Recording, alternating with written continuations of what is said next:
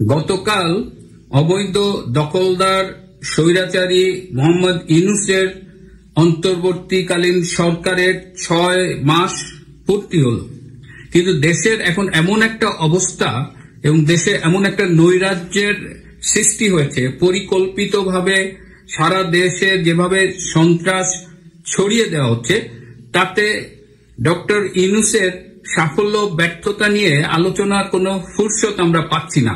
এই ফাঁকে সে খুব চামে চামে পার পেয়ে যাচ্ছে আর কি। তো আসুন আমরা একটু দেখি যে গত 6 মাসে ডক্টর ইউনূস কি কি অর্জন করলেন এবং কি কি বিষয়ে সফল হলেন। 2-3 দিন আগে আমি বন্ধুদের সাথে কথা বলছিলাম, তো আমি বললাম যে ডক্টর ইউনূস, যাকে দেশবাসী এত বড় একটা সেলিব্রিটি মনে করত, একটা গ্লোবাল ফিগার মনে করত, এই মানুষটা যে এত দ্রুত ব্যর্থ হয়ে যাবেন আমি ভাবতে পারিনি। অমনি আমার এক বন্ধু তিনি এই বিষয়টা পিক করলেন এবং বললেন যে ডক্টর ইউনূস কি আসলেই ব্যর্থ হয়েছে, নাকি এটা আফসোস লীগের অপপ্রচার। এবং আমার বন্ধু ডক্টর ইউনূসের পক্ষে বেশ কিছু যুক্তি দিলেন। তার মধ্যে একটা যুক্তি আবার একদম কানে গিয়ে লাগলো, যে ডক্টর ইউনূস শীর্ষ পর্যায়ে থেকেও কোন রকমের দুর্নীতি করেননি। আরো কিছু ব্যাখ্যা দিয়েছে, যেগুলো আসলে আপনাদের বলে আমি আপনাদের হাসাতে চাই না।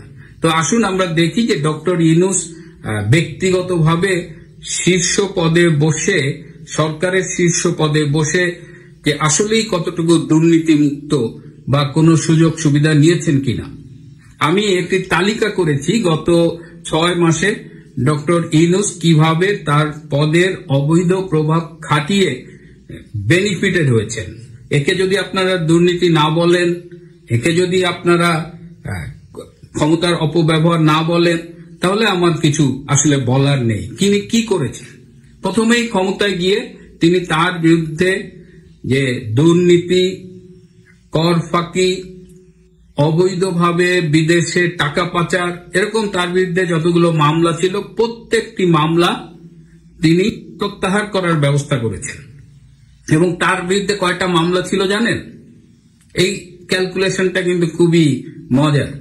ধরেন 10 জন মিলে একটা মামলা করলো তার বিরুদ্ধে, তিনি কিন্তু বলবেন না যে তার বিরুদ্ধে একটা মামলা, তিনি বলবেন তার বিরুদ্ধে 10টা মামলা, কারণ 10 জন মিলে তার বিরুদ্ধে মামলা করেছে। তো এই হিসেবে তার বিরুদ্ধে যে মামলাই হোক, তিনি বলেন যে তার বিরুদ্ধে 178টা মামলা, তার মানে 178 জন তার বিরুদ্ধে মামলায় সামহাউ কানেক্টেড।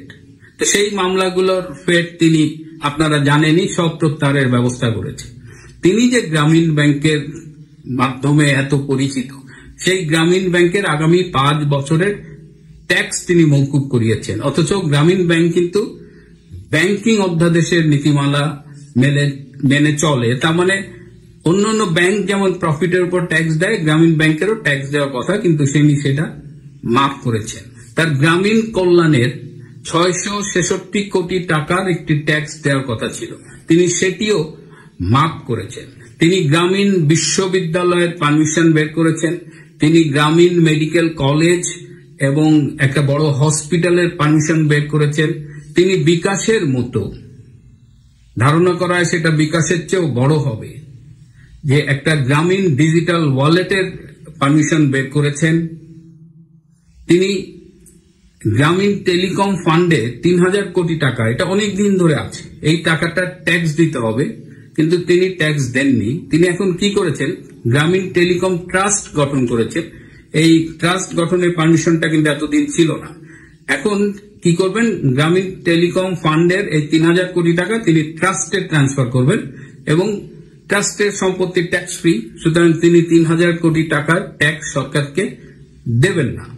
গ্রামীণ শক্তির ইটকল একটা উন্নয়ন সংস্থা, যেটা ঋণ দেয় ডেভেলপমেন্টের জন্য, ইটকলের কাছে 450 কোটি টাকা একটা লোন আছে। সেই লোনটা মাফ করে দেওয়ার জন্য তিনি অর্থ মন্ত্রণালয়ের মাধ্যমে প্রসেস করছেন এবং ধারণা করা হয় যে এটিও মাফ হয়ে যাবে। গ্রামীণ ব্যাংকের যে 1983 সালের যে অধ্যাদেশ হয়েছিল, সেখানে সরকারি মালিকানা ছিল 25% আর 75% ছিল ঋণ গ্রহীতাদের। এখন নতুন প্রস্তাবিত নীতিমালায় তিনি সরকারের মালিকানা 5%-এ নামিয়ে আনার প্রস্তাব করেছেন। এছাড়া সরকারের পক্ষ থেকে পরিচালনা বোর্ডের 3 জন মনোনীত ডিরেক্টর থাকতে পারতেন, তিনি এখন সেটা 1 জন করবেন।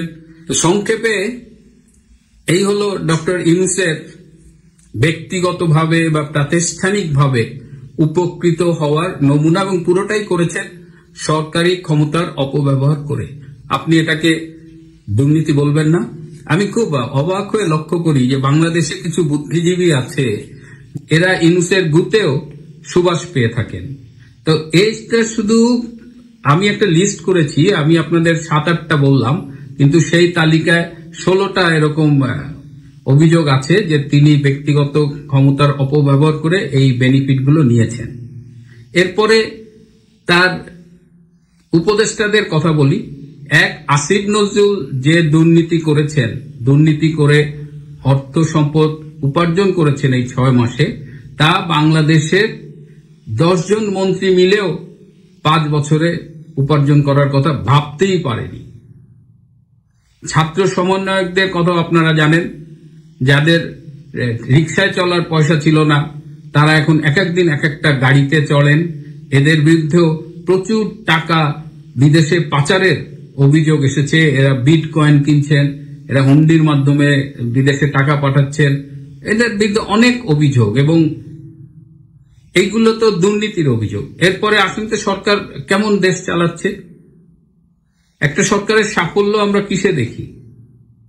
তার ল অ্যান্ড অর্ডার সিচুয়েশন কি অবস্থা, মানুষের জীবনের যাপনের যে কস্ট অফ লিভিং, সেটার কি অবস্থা, মূল্যস্ফীতি, জিনিসপত্রের যা দাম, তাতে তো মানুষজনের একেবারে নাবিশ্বাস উঠে যাওয়ার অবস্থা।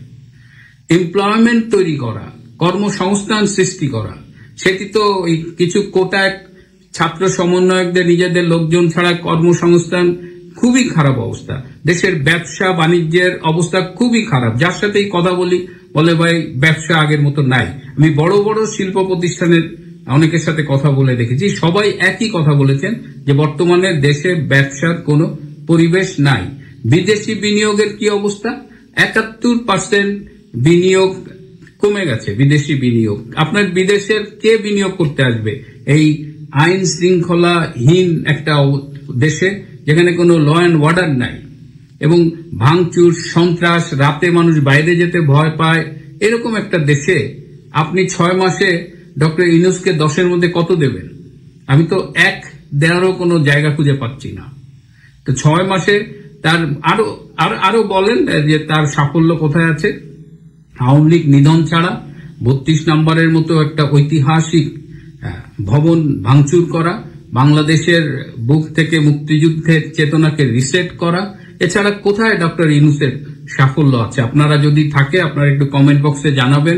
আমার নিজেরও অনেক কিছু জানার আছে যে একটা মানুষ, মানে আমার তো মনে হয় না যে স্বাধীনতার পরে স্বাধীন বাংলাদেশে এরকম ব্যর্থ, অক্ষম এবং পাকিস্তানপন্থী একটা সরকার বাংলাদেশের মানুষ দেখেছে।